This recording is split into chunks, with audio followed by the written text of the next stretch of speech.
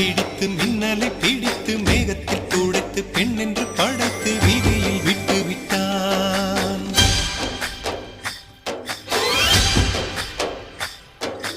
இப்படி இன்னொரு பெண்மையை படைக்க தன்னிடம் கற்பனை தீர்ந்ததை எண்ணித்தான் பிரம்மனும் மூர்ச்சையுற்றான்.